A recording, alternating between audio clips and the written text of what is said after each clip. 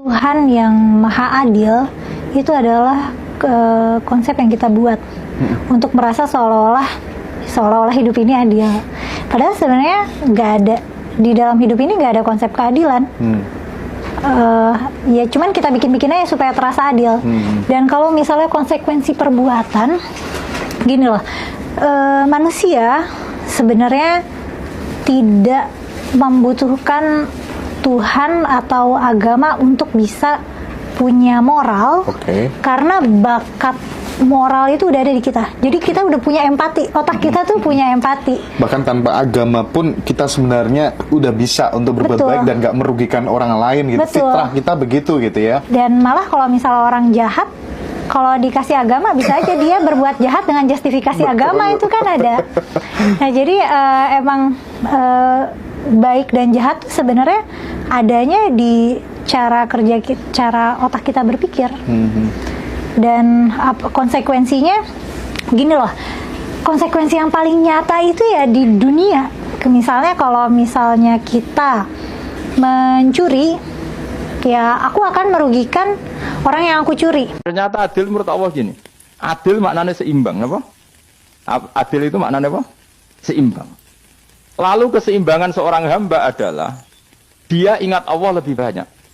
Karena ini bandul yang benar-benar nyata. Allah itu nikmatnya nyata.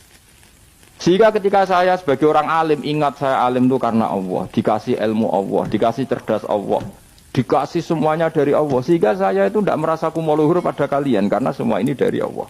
Kemudian Allah sendiri yang memerintahkan, ya, kamu harus mengajar.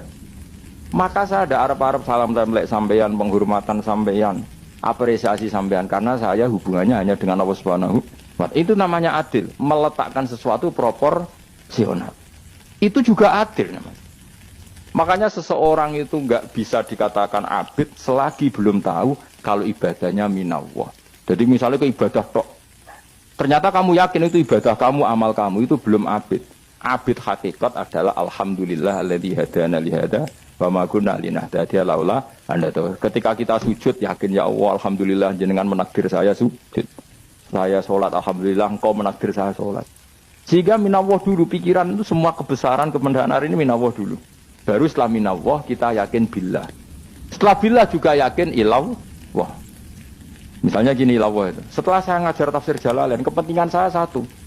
Hamba-hambanya Allah menjadi tambah mencintai Allah. Tidak mencintai saya, enggak penting sampean mencintai saya. Makanya Imam Syafi'i tiap ngajar bilang begini. Wadittu annal khalqa ta'allamu hadal ilma wala yahmadunani. Saya senang kalau kalian belajar fikih sama saya, tapi kamu tidak usah muji saya. Jadikan fikih ini alat taqarrub kamu kepada Allah. Itu namanya minallah wa ilallah. Itu adil.